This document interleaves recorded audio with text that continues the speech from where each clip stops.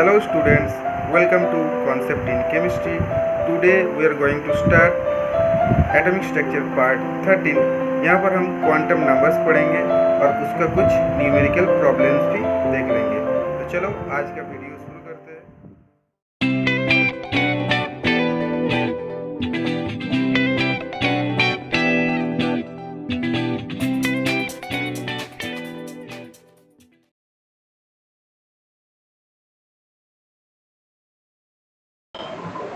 Okay, so there are four quantum numbers.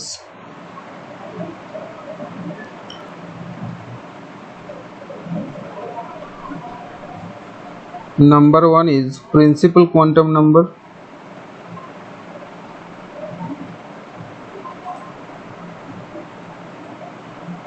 Represented by small n. Number two is azimuthal quantum number, represented by small l. Number three is magnetic quantum number, represented by small m. And the fourth quantum number is spin quantum number.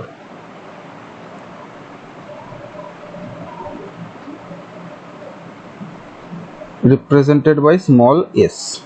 ये जो 1, 2, 3 ये जो तीन quantum numbers है ये quantum mechanical Schrodinger equation के solve करने के दौरान आता है, लेकिन स्पिन क्वांटम नंबर अलग से डिस्कवर किया गया था और ये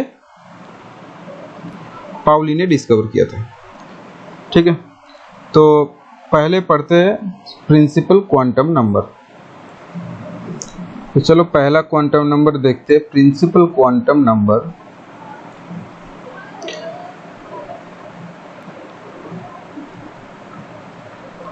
principal quantum number n. So it arises from Bohr's atomic model. Bohr atomic model में पहले ये क्वांटम नंबर का कॉन्सेप्ट दिया गया था।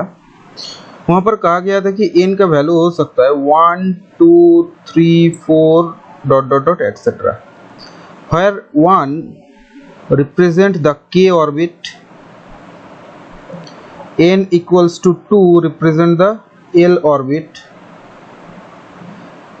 3 represent the capital M orbit, 4 represent the n orbit, etc. तो ये पॉइंट देके लिखते हैं हम। ठीक है, पॉइंट देके समझते हैं। पॉइंट ए, तो यहाँ पर ऐसे होगा कि यहाँ पर न्यूक्लियस है, फिर ये k ऑर्बिट है, फिर l, फिर m, फिर n. So you can say when n is larger, the orbit is far from the nucleus. ठीक है, पॉइंट बी में जाते हैं। Point B is the size of the orbit depends on n. जैसे Bohr theorem में हम लोगों को मिला था, radius of an orbit equals to होगा n square h square by 4 pi square m z square, that is r proportional to n square. So n का value जितना ज़्यादा होगा, रेडियस ऑफ द ऑर्बिट उतना ज़्यादा होगा, एंड हेंस वो nucleus से दूर रहेगा। Point C, for one electron system such as hydrogen, helium plus, lithium 2 plus,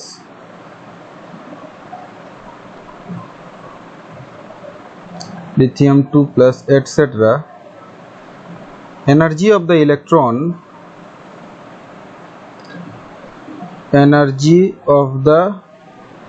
electron depends on the value of n as proposed by Bohr कि En equals to होगा -2π² mz² by z² e⁴ by n². So En will be proportional to 1 by n². ठीक है. So this will happen only for one electron system. Point D, ये points याद रखना, थोड़ा बहुत ही इंपॉर्टेंट पॉइंट्स है कि number of orbitals for a particular N होगा n². बाद में जब हम एल पढ़ेंगे तब हम दिखा देंगे, एल और एन पढ़ेंगे तब हम कंफर्म कर देंगे कि ये n² से इक्वल हो जाता है. मतलब n इक्वल्स टू अगर 1 होगा तब number of orbitals corresponding to 1 corresponding to k orbit कितना होगा, 1 होगा. 2 अगर n इक्वल्स टू 2 हो गया, in that case number of orbitals corresponding to l orbit होगा 4. 3 होगा तो number of orbitals corresponding to m orbit होगा 9. 4 होगा तो number of orbitals corresponding to n orbit हो जाएगा 16. दिखा देंगे ऐसे करके, ठीक है.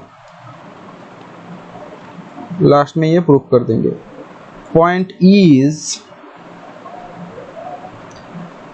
Number of maximum electrons occupied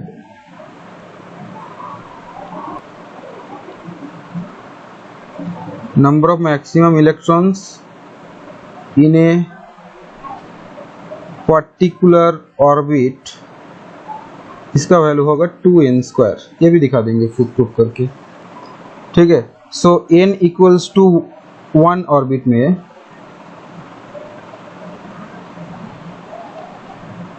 maximum electrons कितना होगा 2. n इक्वल्स टू 2 होगा तब मैक्सिमम इलेक्ट्रॉन्स होगा 8. n इक्वल्स टू 3 होगा तब मैक्सिमम इलेक्ट्रॉन होगा 18.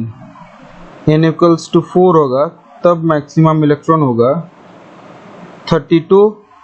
अब यहाँ पर एक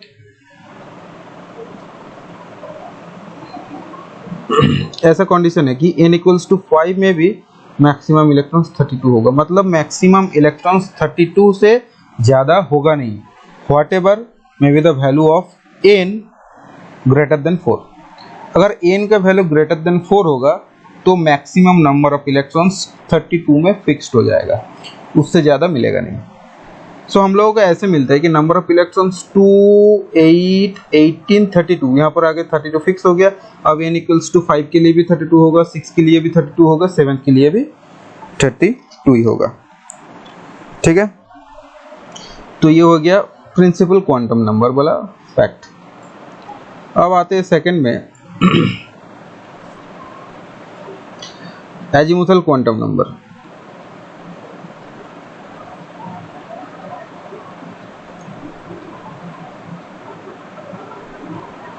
एल से रिप्रेजेंट करते हैं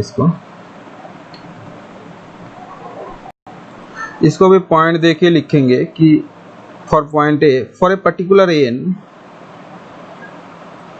for a particular N L का वैल्यू होगा 0 to n-1.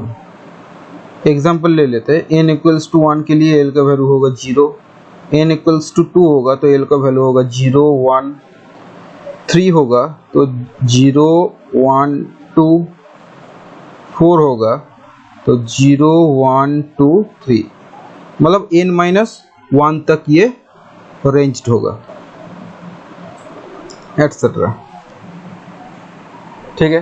तो for a particular value of n there is certain number of Ls, ठीक है। और एल का वैल्यू क्या क्या होगा, 0 to n-1। Point B is कि हम लोग एल से ऑर्बिटल को डिनोट करते हैं। जैसे एल इक्वल्स टू 0 होगा तो इसको कहेंगे S orbital,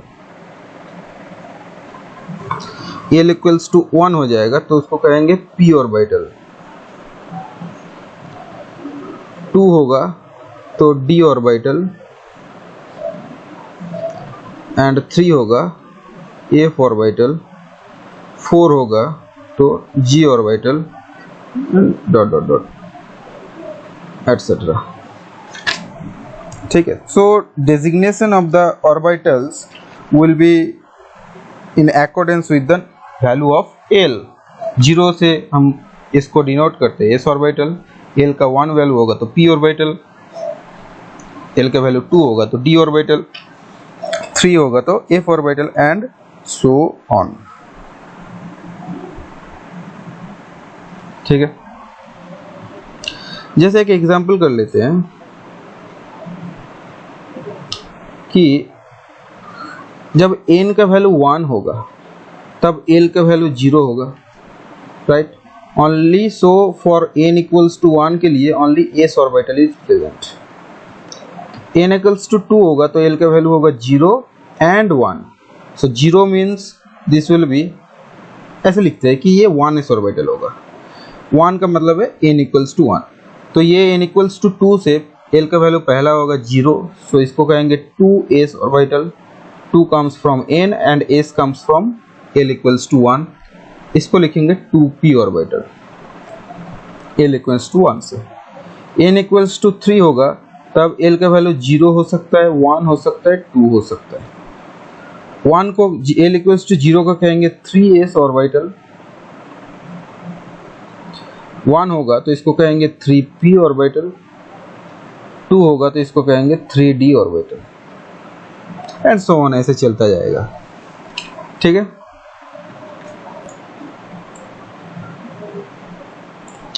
number C is the energy ordering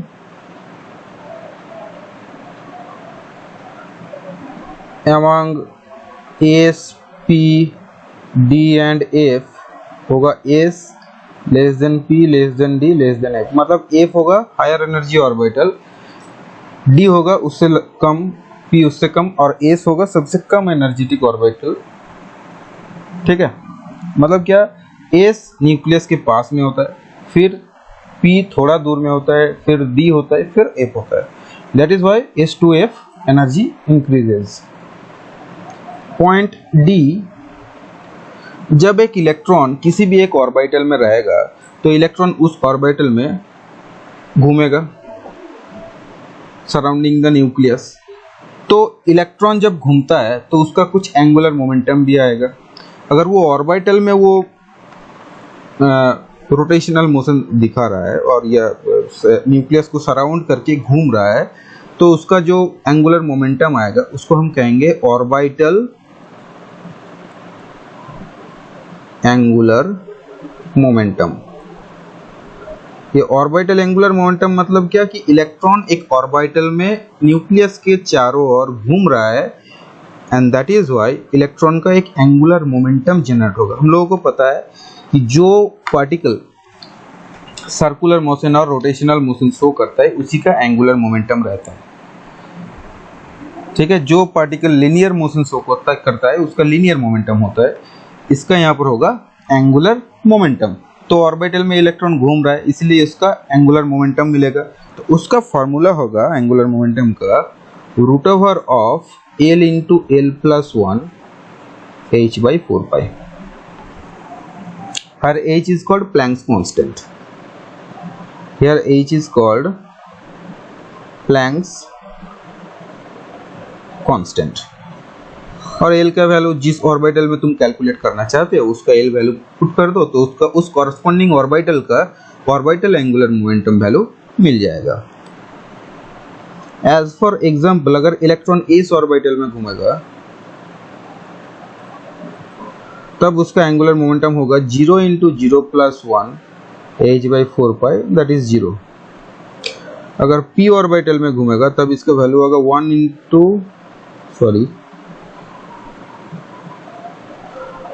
into 1 plus 1 that is root over of 2 h/4।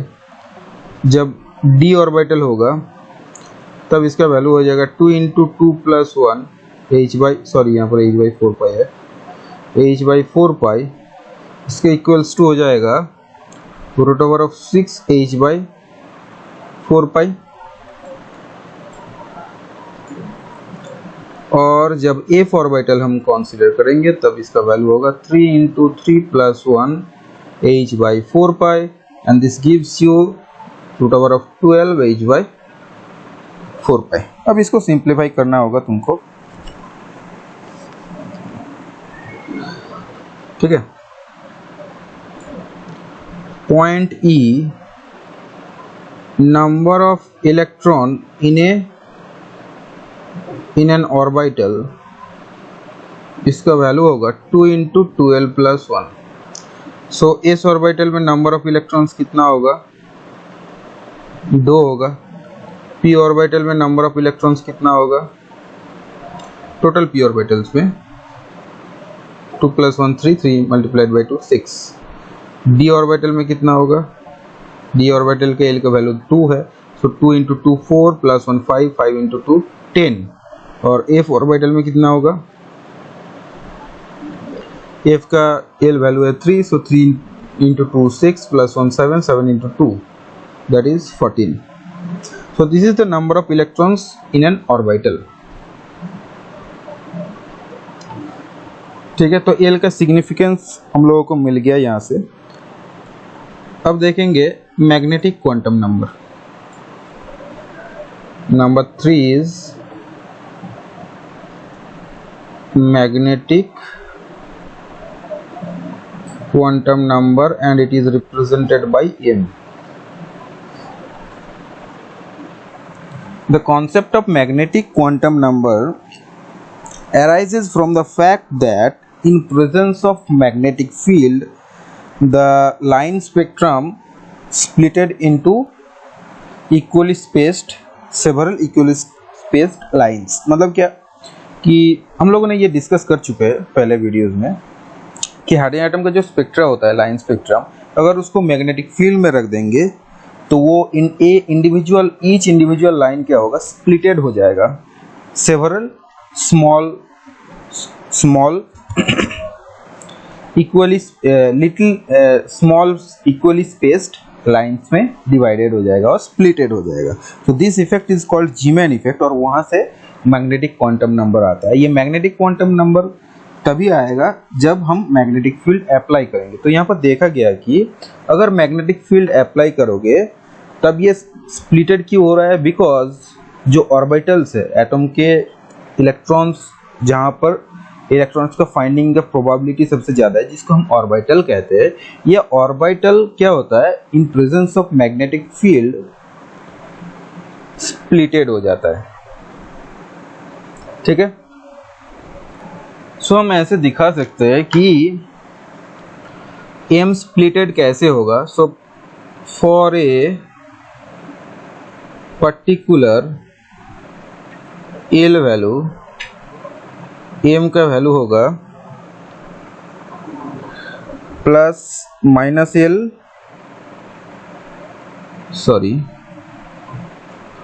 Minus l to 0 to plus l, ठीक है। ये स्प्लिटिंग दिखाया गया है कि कितने नंबर ऑफ एनर्जी लेवल्स में ये स्प्लिट होगा एक सिंगल इंडिविजुअल ऑर्बिटल। सो मान लो एस ऑर्बिटल का l का वैल्यू 0 है तो उसका m का वैल्यू भी 0 होगा, तो इसका स्प्लिटिंग नहीं होगा कुछ, ठीक है। अब p ऑर्बिटल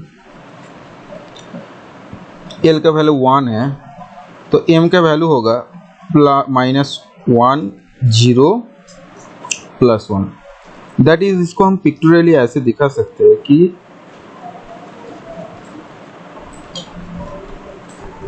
ये है 0, ये हो गया +1 और ये हो गया -1। ठीक है, अब actually this is the z axis and we are taking the values +1, 0, -1 as the z component magnetic quantum number। तो हम लोग ये स्पेसिफाई करते नहीं है, ये गिवन रहता है कि हम लोग यहाँ पर जो m का वैल्यूज लिख रहे हैं -l to +l और -1 0 +1, these are the values of z component magnetic quantum number. ठीक है, सिमिलरली अगर d ऑर्बिटल को लिखेंगे तो उसका भी एक स्प्लिटिंग होगा, d orbital l equals to 2, so m का वैल्यू होगा -2 -1 0 +1 +2। सो इसको ऐसे लिख सकते हो कि this is +2, this is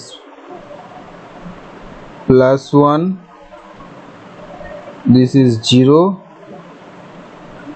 this is -1 and this is -2। ठीक है, तो देखो जो एंगुलर मोमेंटम्स है उसका z कंपोनेंट वैल्यू हम ले रहे हैं, ये z एक्सिस है। सो +2 +1 0 -1 -2 और you can say -2 -1 0 +1 +2, these are the z component angular momentum quantum numbers। ठीक है, सिमिलरली f ऑर्बिटल भी स्प्लिटेड होगा in presence of magnetic field. How many number में स्प्लिटेड होगा? -3 -2 -1 0 +1 +2 +3। ठीक है, सो यहाँ पर देख लेते हैं कि यहाँ पर 1 स्प्लिटिंग हुआ है, यहाँ पर 3 स्प्लिटिंग हुआ है, यहाँ पर 5 स्प्लिटिंग हुआ है और यहाँ पर 7 स्प्लिटिंग हुआ है। ठीक है, अब यहाँ पर देखो s ऑर्बिटल के लिए 1 स्प्लिटिंग हुआ है, मतलब s orbital in presence of magnetic field splitted नहीं होता है। p orbital in presence of magnetic field splitted हो जाता है 3 इक्वल एनर्जी ऑर्बिटल में, मतलब p orbital consist of 3 degenerate orbitals जिसको हम कहते हैं px py pz। सो 3 स्प्लिटिंग 3 होगा, मतलब इसका 3 ऑर्बिटल है px py and pz। d का जैसे d orbital in presence of magnetic field 5 orbitals में स्प्लिटेड अप हो जाता है और यहाँ पर 5 ऑर्बिटल क्या क्या है? dxy, dxz, dyz, dx² - y² and dz²। f जरूरी नहीं है दिखाना, इसलिए हम दिखाते नहीं है f को। सो यहाँ पर हम लोगों को क्या मिला कि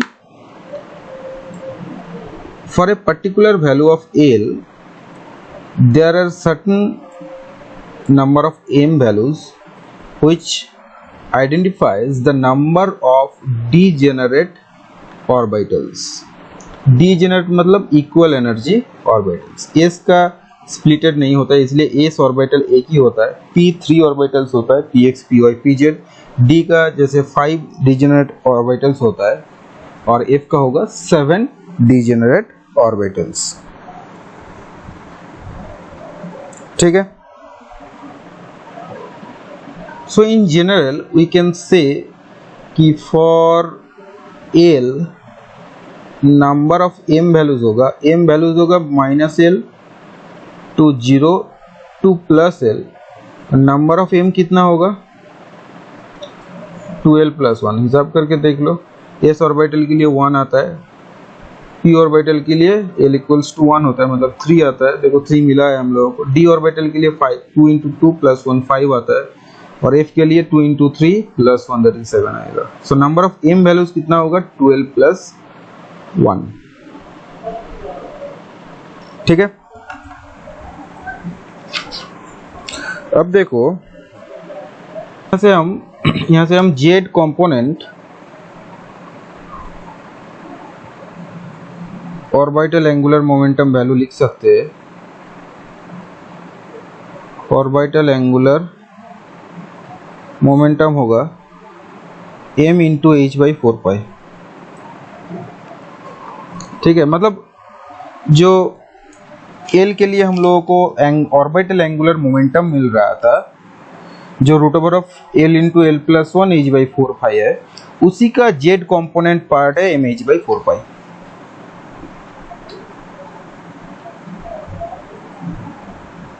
सॉरी, यहाँ पर एक गलती हो चुका है, ये 2 पाई होगा, रियली सॉरी।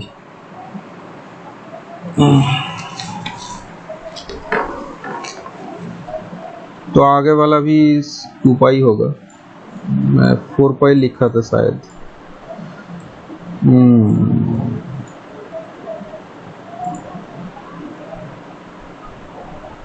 ये सब 2 पाई होगा।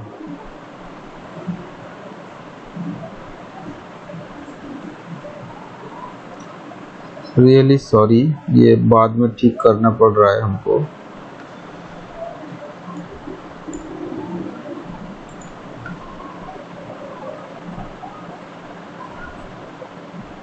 ये 2 पाई होगा।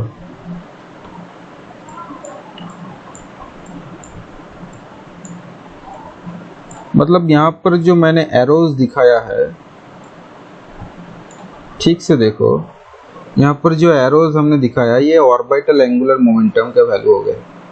ये सभी का लेंथ हो जाएगा, ये सभी का लेंथ होगा root over of L into L plus 1 H by 2 pi. सब का लेंथ सेम है, ऐसे ही ड्रॉ किया मैंने। ठीक है, तो 2 है, मतलब इसका वैल्यू हो जाएगा root over of 6 H by 2 pi. सबका लेंथ 6 एच बाई 2 पाई होगा, पर डिफरेंट ओरिएंटेशन में होगा। ये डिफरेंट ओरिएंटेशन क्यों आता है? Because of the splitting in presence of magnetic field. और स्प्लिटिंग के दौरान जो ये देखो स्प्लिटेड हो गया 1 2 3 4 5 पार्ट में, ये 5 पार्ट का जेड कंपोनेंट वैल्यूज ही है इन वैल्यूज। तो ये दो कंपोनेंट जो है, इसका तो जेड कंपोनेंट होगा नहीं, इसका जो वैल्यूज है वो जेड कंपोनेंट ही है इंटायरली, बिकॉज ये जेड डायरेक्शन में ही है, प्लस जेड और माइनस जेड में। बाकी जो 3 है वो जेड डायरेक्शन में नहीं है, लेकिन उसका हम लोग जेड कंपोनेंट वैल्यूज निकाल सकते हैं। ठीक है, तो देखो जेड एक्सिस में प्रोजेक्ट कर दिया, तो जो वैल्यूज आएगा वो होगा Z component angular momentum quantum number, और उसी को कहते हैं n। ठीक है, नेक्स्ट आते हैं 4th क्वांटम नंबर में, जिसको कहते हैं spin quantum number. Small s से डिनोट करते हैं इसको। यह स्पिन क्वांटम नंबर आया था from the phenomenon that there is a intrinsic characteristic spin of each electron। मतलब each इलेक्ट्रॉन का, पाउली ने कहा था कि each इलेक्ट्रॉन का एक इंडिविजुअल इंडिपेंडेंट इंट्रिंसिक मोमेंटम रहेगा, उसको कहेंगे हम स्पिन एंगुलर मोमेंटम। और ये क्यों आता है? बिकॉज इलेक्ट्रॉन अपने ओन एक्सिस में के अराउंड घूमता है। तो ये पहले कहा नहीं गया था, पहले कहा गया था कि इलेक्ट्रॉन न्यूक्लियस के सराउंडिंग में घूमता है in an orbital, and that is why we get orbital angular momentum. Pauli ने कहा कि उसके अलावा इलेक्ट्रॉन का और एक मोशन है, और एक इंट्रिंसिक मोशन है, जिसको कहते हैं स्पिन ऑफ द इलेक्ट्रॉन। जैसे अगर ये हो गया इलेक्ट्रॉन, तो इसका स्पिन ऐसे हो सकता है अराउंड इट्स ओन एक्सिस, और ऐसे भी हो सकता है, मतलब एंटी क्लॉकवाइज हो सकता है, क्लॉकवाइज हो सकता है। Because electron as a hard sphere पकड़ा गया था, और एक स्फीयर कैसे रोटेट कर सकता है, इसका two types of rotation possible है around its own axis, that is clockwise and anti clockwise. ठीक है, तो पाउली ने कहा था कि spin is an intrinsic motion of the electron. Spin is of two types, that is clockwise and anti clockwise. ठीक है, सो ये मोशन के लिए जो क्वांटम नंबर अराइज होता है उसको कहते हैं स्पिन क्वांटम नंबर। इसका वैल्यू होता है plus up and minus up. Clockwise के लिए प्लस अप होता है, एंटी क्लॉकवाइज के लिए माइनस अप होता है। और इसको हम ऐसे भी दिखा सकते हैं कि up spin and down spin, clockwise and anti clockwise, up spin and down spin. So you can say the plus up corresponds to up spin, minus up corresponds to down spin of the electron. So to types off spin है। तो यहाँ पर अगर यहाँ पर भी तो electron का एक मोशन शो कर रहा है ना इलेक्ट्रॉन, तो इसके लिए भी एक एंगुलर मोमेंटम आएगा, उसको कहते हैं spin angular momentum.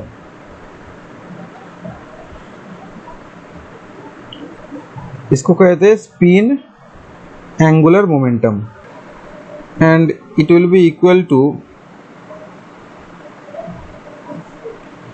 s into s plus 1 h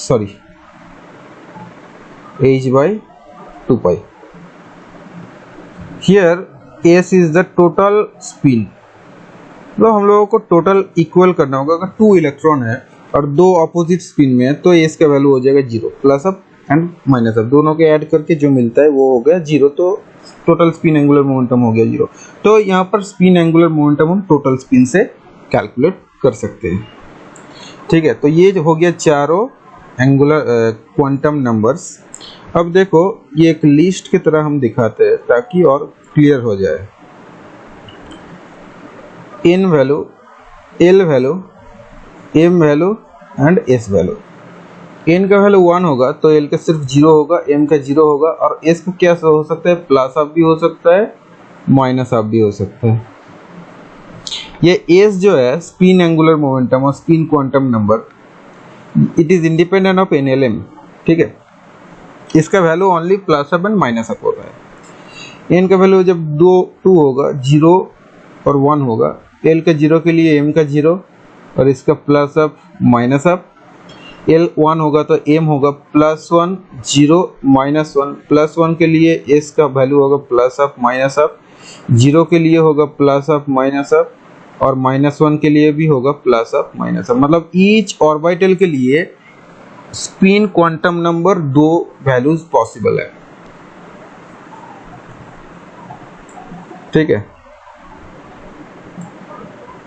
similarly अगर 3 के लिए देखेंगे n इक्वल्स टू 3 तब ये होगा 0, 1, 2। 0 से m वैल्यू 0 हो जाएगा, s value plus up and minus up. l value 1 होगा तो ये होगा plus 1, 0 minus 1 and that gives you plus up minus up, plus up minus up and plus up minus up. 2 होगा तो m का value होगा प्लस 2, प्लस 1, 0 माइनस 1 माइनस 2। कुछ भी कर सकते हो, प्लस माइनस 2 से भी शुरू कर सकते हो। Plus up minus up, plus up minus up, plus up minus up, plus up minus up, plus up minus up. ठीक है, अब जो नंबर ऑफ इलेक्ट्रॉन्स का मैंने कॉन्सेप्ट दिया था वो Pauli exclusion principle, Hund's rule और पावर प्रिंसिपल पढ़ने के बाद वो भी कंफर्म कर देंगे। ठीक है, बट नंबर ऑफ ऑर्बिटल्स तो कंफर्म कर ही सकते हैं। यहाँ से देखो, यहाँ पर n इक्वल्स टू 1 के लिए नंबर ऑफ ऑर्बिटल्स कितना हो गया, m वैल्यू से देख लो, because m is the ultimate, m value gives you the ultimate number of orbitals. तो ये हो गया 1। ठीक है, यहाँ पर कितना आ गया, टोटल 4। मैंने कहा था कि n² will be the number of orbitals. अब 3 के लिए देख लो, टोटल नंबर ऑफ ऑर्बिटल्स कितना होगा, 1 2 3 4 5 6 7 8 9। Number of orbitals is 9। ठीक है। अब अगर ऑर्बिटल डिनोट करेंगे यहाँ से तो ऐसे होगा कि this is the 1s orbital, this is 2s, this is 2pz, और you can say this is 2px, this is 2py। हो गया। और ओवरऑल इसको कहेंगे 2p orbital, because p orbital in presence of magnetic field splitted हो जाता है, इसलिए 2px, 2py, 2pz अलग अलग 3 ऑर्बिटल हम लोगों को मिलता है। सिमिलरली 3 के लिए भी कह सकते हैं कि this is the 3s orbital, this is 3px, 3pz। Always याद रखना कि z लेंगे जब जिसका m का वैल्यू 0 है, उसी को हम z कंसीडर करेंगे। तो 3py बाद बाकी एक्चुअली लीनियर कॉम्बिनेशन होता है। एक्चुअली ये भी 3px नहीं होता है इंटायरली, ये भी 3py नहीं होता है, बट हम ऐसे लिख लेते हैं dz²। बाद बाकी देख लो, ये 1 + 1 और -1 से हो जाएगा dxz yz, और ये +2 -2 से हो जाएगा x² - y² एंड xy। ठीक है। तो यहाँ से देखो नंबर ऑफ ऑर्बिटल्स तो क्लियर है, ये आगे 3 है ये सब। सो यहाँ से देखो नंबर ऑफ ऑर्बिटल्स क्लियर है। अब नंबर ऑफ इलेक्ट्रॉन्स का भी फॉर्मूला हम लोगों ने बताया था, वो नंबर ऑफ इलेक्ट्रॉन्स का फॉर्मूला नेक्स्ट क्लास में देखेंगे। तो आज एक दो हम न्यूमेरिक्स देख लेते हैं कि कैसे क्वेश्चन आता है। यहाँ से n, l, m और s वैल्यू से क्वेश्चंस बहुत ही ज़्यादा आता है, मतलब जो क्वेश्चन आता है यहीं से आता है मैक्सिमम क्वेश्चन। तो देख लेते हैं एक दो, ठीक है। चलो देखो ये क्वेश्चन है कि which of the following set of quantum numbers is correct for an electron in 4f orbital। तो देखो 4f ऑर्बिटल, तो यहाँ से पता चल जाता है कि n इक्वल्स टू 4 है। f orbital that means n equals to 0 1 2 3 है, ठीक है। तो ऑप्शन आइदर 1 होगा और 3 होगा। अब m का वैल्यू देखना है कि 4f में एक ही इलेक्ट्रॉन है। अब देखो n का वैल्यू 4 है, l का वैल्यू 3 है, तो m का वैल्यू कितना होगा कॉरस्पॉन्डिंग टू l +3, माइनस से शुरू करते हैं। चलो -3 -2 -1 0 +1 +2। So possible, all of this are possible. तो देखो 1 और 3 में n equals to 4, l equals to 3 तो ठीक है। m इक्वल्स टू एक में +4 दिया गया है और एक में +2 दिया गया है, ठीक है। तो m का वैल्यू एक में +4 दिया है, +1 दिया है। यहाँ पर देखो +4 पॉसिबल नहीं है, ओनली +1 +2, सॉरी ये +3 भी तक जाएगा, +4 पॉसिबल नहीं है। So possible numbers are 4, l equals to 3, m equals to +1। s को देखने की कोई जरूरत नहीं है, प्लस अब देता तो भी ठीक है, माइनस अब देगा तो भी ठीक है, because s can be any value between plus up and minus up. So option 3 is correct.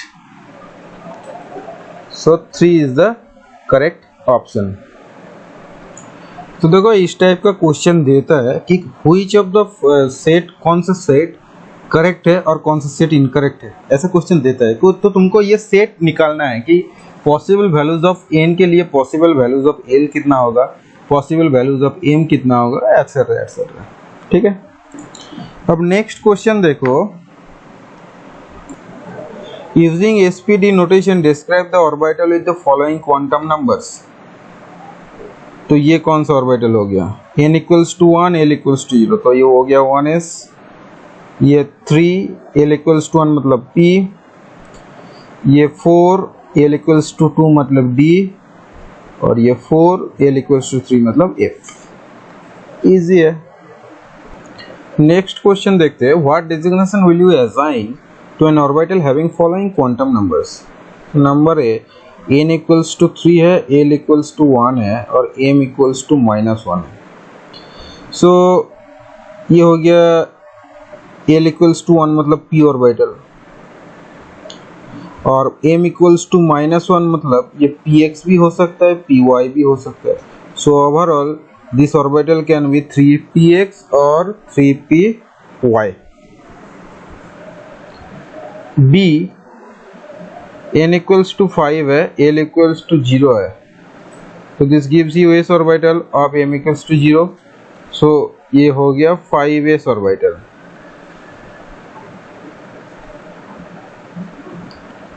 n equals to 2, l equals to 1, m equals, अगर m इक्वल्स टू 0 दिया गया ना तो वो इजी हो जाता है बहुत ऑर्बिटल असाइन करना।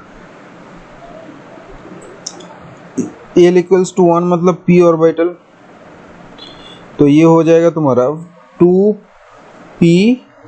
और मैंने कहा था कि अगर p ऑर्बिटल और d ऑर्बिटल है, p ऑर्बिटल के लिए m इक्वल्स टू 0 मतलब 2pz होगा, d अगर d होता है ये तो m इक्वल्स टू 0 के लिए वो 3d z² होता। ठीक है, तो m इक्वल्स टू 0 मतलब अलोंग द z डायरेक्शन, ये याद रखना। सो ये हो गया 2pz, ये 5s, और ये कोई भी हो सकता है, 3px भी हो सकता है, 3py भी हो सकता है। तो प्रीवियस वीडियो में भी हम लोग ये डिस्कस करे थे कि कैसा लीनियर कॉम्बिनेशन होना चाहिए m में। ठीक है, नेक्स्ट देखते हैं which of the following set of quantum numbers are not permitted. तो देखो n इक्वल्स टू 3 है ऑप्शन ए में, तो l इक्वल्स टू 0, 1, 2 हो सकता है, तो ये 0, 1 उन लोगों ने दिया नहीं है, 2 दिया है, तो l इक्वल्स टू 2 के लिए m का वैल्यू होगा -2, -1, 0, +1, +2। सो ये भी पॉसिबल है, -2 प्रेजेंट है, ये देखो -2 प्रेजेंट है, और s का वैल्यू मैंने कहा था कि कुछ भी एक दे दे, प्लस आपका माइनस आप, ये ऑलवेज परमिटेड होता है। So this is permitted, this is okay. n equals to 3, l equals to 2, या ये परमिटेड होगा बिकॉज n इक्वल्स टू 3 के अंदर ही l इक्वल्स टू 2 आता है। अब m इक्वल्स टू -2, -1, 0 वो सेम है, इसलिए मैं नहीं लिख रहा हूँ। सो -1 इज ऑल्सो परमिटेड, देखो ये -1 है इधर, और s0 this is not permitted because मैंने कहा था कि s का value always either plus up होगा और माइनस अप होगा। So option B is the correct. C भी देख लेते हैं, n equals to 2, l equals to 2, ये कैसे होगा भाई? n इक्वल्स टू 2 के लिए l का वैल्यू होता है 0 एंड 1, 2 कहाँ से आ गया? ये पॉसिबल नहीं है। सो B and C is the answer. Next question देखते हैं कि calculate magnitude of orbital angular momentum of an electron that occupies 1s, 2s, 2p, 3a, 3d and 3p orbital. Simple है, फॉर्मूला हम लोगों को पता है, √L × L + 1 h/2π। So for 1s orbital इसका वैल्यू होगा, s के लिए l वैल्यू 0 हो जाता है, सो 0 × 0 + 1 h/2π, सो इसका वैल्यू हो जाएगा 0। 2s के लिए भी सेम होगा, l इक्वल्स टू 0 है, so it gives you 0 × 0 + 1 h/2π, that is 0। 2p के लिए l का वैल्यू 1 होता है p ऑर्बिटल के लिए, सो इसका वैल्यू होगा 1 × 1 + 1 h/2π, that is √2 h/2π। Answer दिया हुआ है, वो मैच कर रहे हैं। ठीक है, 3d के लिए l इक्वल्स टू, ये 2 हो जाएगा, सब फॉर्मूला में बिठा दो यहाँ पर, 2 × 2 + 1 h/2π, that gives you √6 h/2π। And 3p के लिए p मतलब l equals to 1, so √1 × 1 + 1 h/2π, and that gives you √2 h/2π। यहाँ पर एक चीज नोटिस करो कि 2p और 3p का angular momentum, orbital angular momentum value same है irrespective of the n value. So अगर तुमको s p d ऐसे करके दिया गया होता तो सेम वैल्यू निकल जाता, मतलब orbital angular momentum only depends on the value of the l, not n। ठीक है, चलो आज के लिए इतना ही। नेक्स्ट डे इलेक्ट्रॉनिक कॉन्फ़िगरेशन पढ़ेंगे, और इलेक्ट्रॉनिक कॉन्फ़िगरेशन पढ़ने के लिए हम लोगों को 3 रूल्स पता होना चाहिए। पाउली एक्सक्लूजन प्रिंसिपल, हॉर्न्स रूल एंड अबाउ प्रिंसिपल। ये 3 रूल हम पहले पढ़ लेंगे, फिर इलेक्ट्रॉनिक कॉन्फ़िगरेशन कैसा होगा, मतलब कौन से ऑर्बिटल में मैक्सिमम कितना नंबर ऑफ इलेक्ट्रॉन्स रह सकता है, इलेक्ट्रॉनिक अरेंजमेंट कैसा होगा। अब इलेक्ट्रॉन्स जब अरेंज्ड होगा ऑर्बिटल्स में, तब ऑर्बिटल्स को किस ऑर्डरिंग में रहना चाहिए, मतलब इंक्रीजिंग ऑर्डरिंग में रहना चाहिए, एनर्जी के इंक्रीजिंग ऑर्डरिंग में। तब जाके क्या होगा कि इलेक्ट्रॉन्स एक एक करके पहले लोअर एनर्जी में फिलअप होगा, फिर जाके धीरे धीरे हायर एनर्जी में फिलअप होता जाएगा इलेक्ट्रॉन्स हायर एनर्जी ऑर्बिटल्स में। ठीक है, तो ये हम डिस्कस कर लेंगे। ठीक है, आज के लिए इतना ही। Thank you.